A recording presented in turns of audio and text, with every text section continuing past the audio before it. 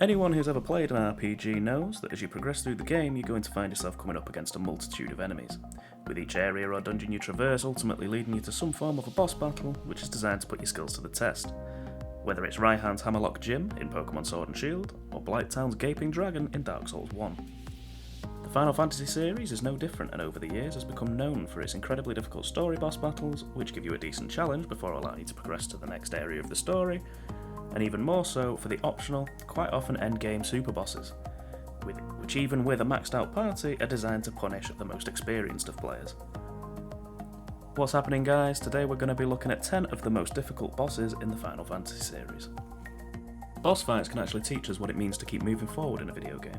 The difficulty of these encounters prompts us to try and try again, even if it feels as though you're never going to beat them. The better the game's story, the more it makes us want us to progress. RPGs as a genre pull this off incredibly well, and few do it better than the Final Fantasy series, which has been keeping fans engaged since its conception in 1987. Each new instalment introducing more and more elaborate and difficult encounters for gamers to deal with. So with that, let's get straight into our top 10. Coming in at number 10, we have Warmech from the original Final Fantasy. Warmech, also known as Death Machine, is located in the Flying Fortress on the bridge leading to Tiamat. Where this enemy is different to many boss battles in this list is there is no way of actually guaranteeing you'll come across the enemy in the first place, with it being a random encounter in the area.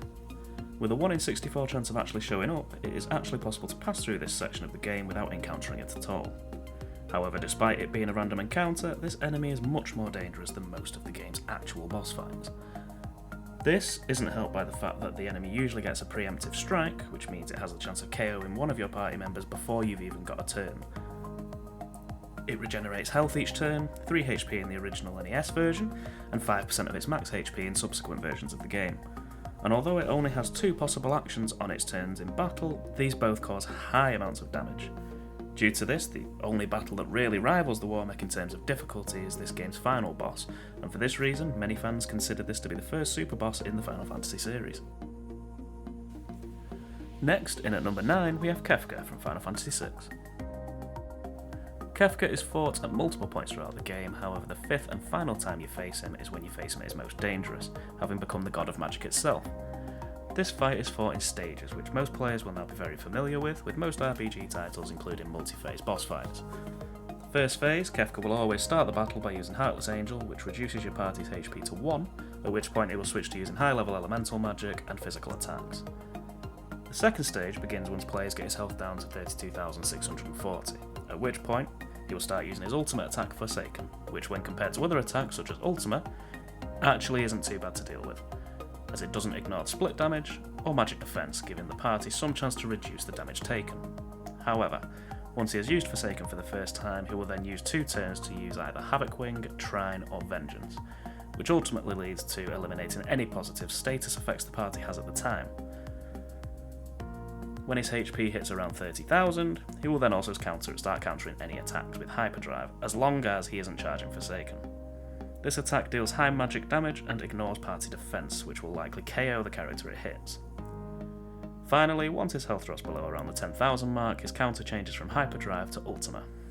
This ultimately makes this one of the more challenging boss battles not only in this game, but in the series up to this point. Coming in at number 8, we have Hades from Final Fantasy IX. Hades was originally planned to be the final boss in the game, however this was changed and he ended up becoming an optional super boss, which once defeated becomes a secret synthesis shop.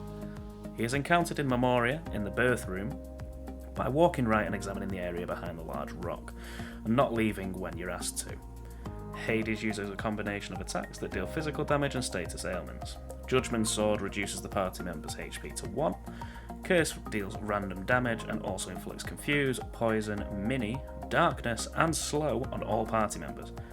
When he powers up his swords, he will count down to casting Doomsday, which deals Shadow Elemental damage to the entire party whilst healing himself. For this reason, it's very much advisable to equip immunization abilities, and in order for the boss fight to go somewhat smoothly, it is recommended that players defeat Hades before he has a chance to cast Doomsday, which depending on your party's level is entirely possible, as despite having devastating attacks, Hades does only have a rather modest 55,000 HP. While this is an optional boss, it is probably something players would want to consider to complete, as once you do defeat Hades and he becomes a synthesis shop, you will allow you to synthesize a pumice from 2 pumice pieces, which allows Dagger to learn the summon Arc. It can also be used to synthesize Steiner's tin armor, which is by far the best armor for that character in the game. Now at number 7 we have Yunalesca from Final Fantasy X. Yunalesca is a storyline boss fought in the Zanakan Dome. The battle consists of 3 stages. Each of these 3 stages has separate HP pools, with a total of 132,000 HP over all 3 stages. During the first stage, she will counter any physical attacks with Blind, any magical attacks with Silence, and any special commands with Sleep. She will also alternate between a weak physical attack which nullifies any positive status effects, and Absorb, which will inflict damage equal to half of the affected character's max HP whilst healing herself for the same amount. The second phase will start by Yunalesca using Hellbiter, which will inflict a random party member with the zombie status. She will then follow up this by casting Cura or Regen on a random party member.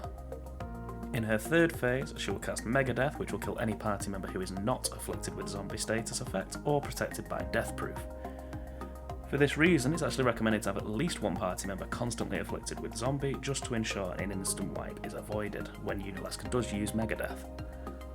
This is widely regarded as one of, if not the most difficult storyline bosses in the game, predominantly due to inflicting many negative status effects to the party and her 132,000 total health pool, ultimately making this one of the more lengthy boss battles in the game. Coming in at number 6, we have the 5 Judge Magisters from Final Fantasy XII. In Final Fantasy XII's story, you'll have to fight the Arcadian judges in the form of boss battles. During the story, you will only have to fight 3 of the 5 judges, Garbranth, Giss and Bergen. Each of these fights are challenging in their own right, especially since each judge has different preferences when it comes to the way they fight, making it difficult to prepare for them the first time you encounter them.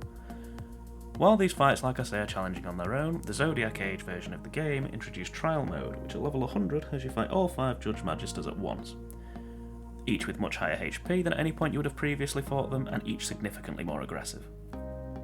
Once you're down to the final 2 judges, which in most cases would be Garbranth and Zagabath, they will use elixirs to heal each other when weak, so realistically the only way to give you a decent chance of winning the fight would be to inflict Sleep on Zagabath, which will then allow you to defeat Garbranth with relative ease.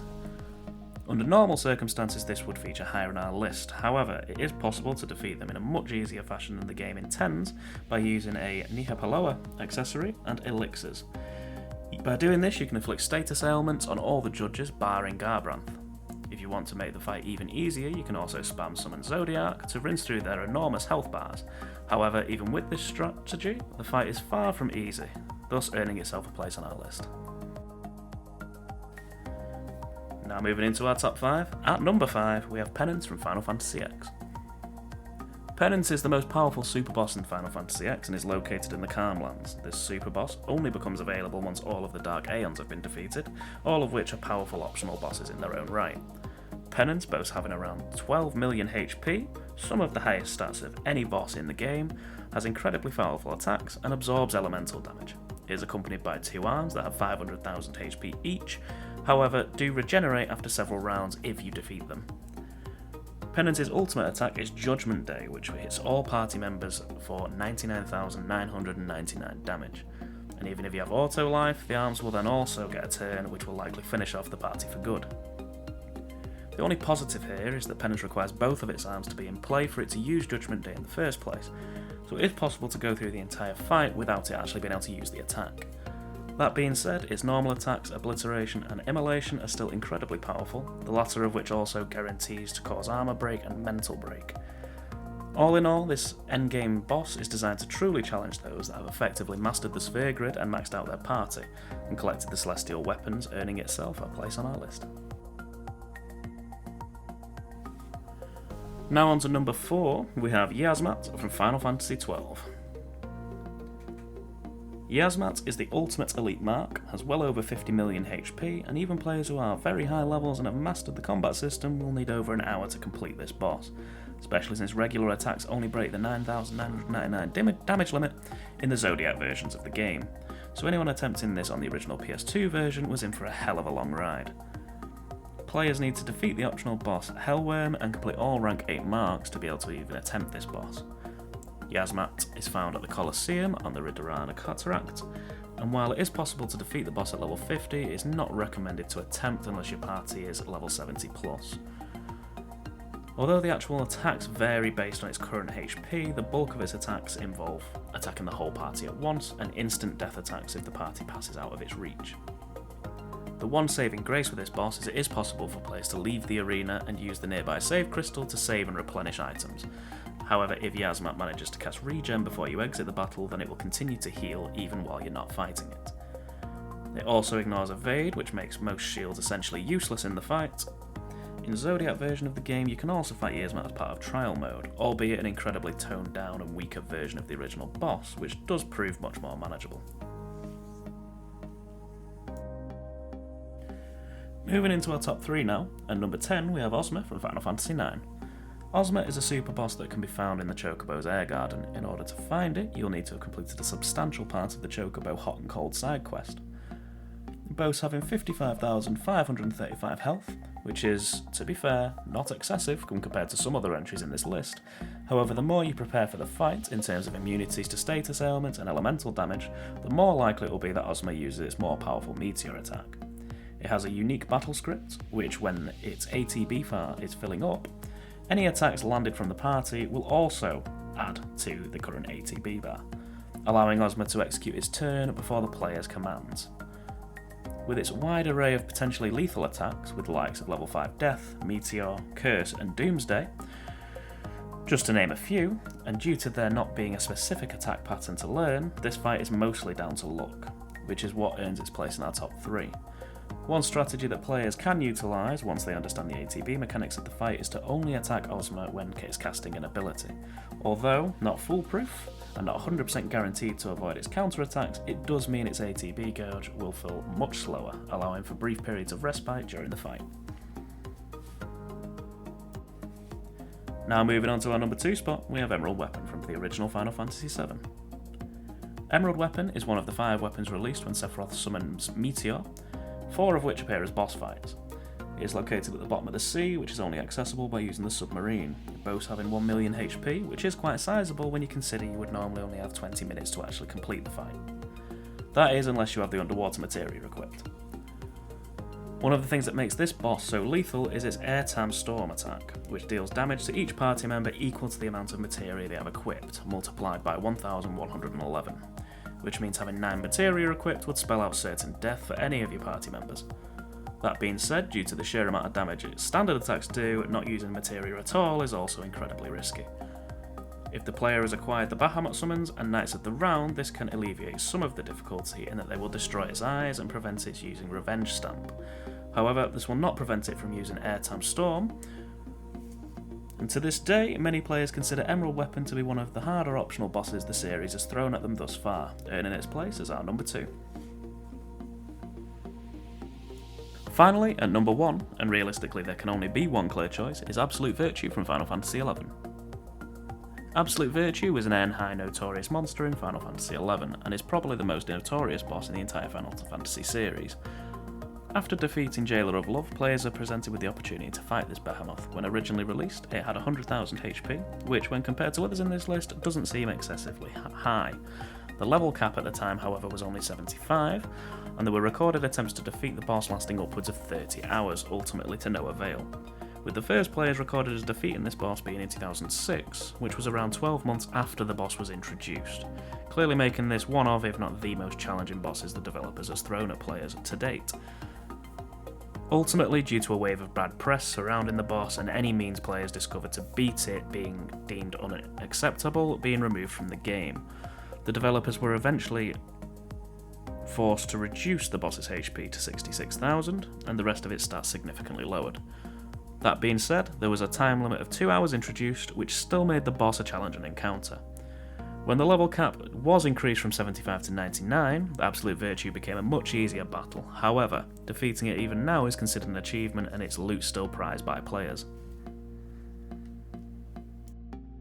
Well, there you have it. That's 10 of the most difficult boss fights in the Final Fantasy series. Which bosses did you find to be insanely difficult on your playthroughs? Drop them in the comments below, and if you haven't already, now's a great time to subscribe to the channel, ensure notifications are turned on, and you'll be notified when future content drops. And as always, thanks for watching, and I'll catch you in the next one.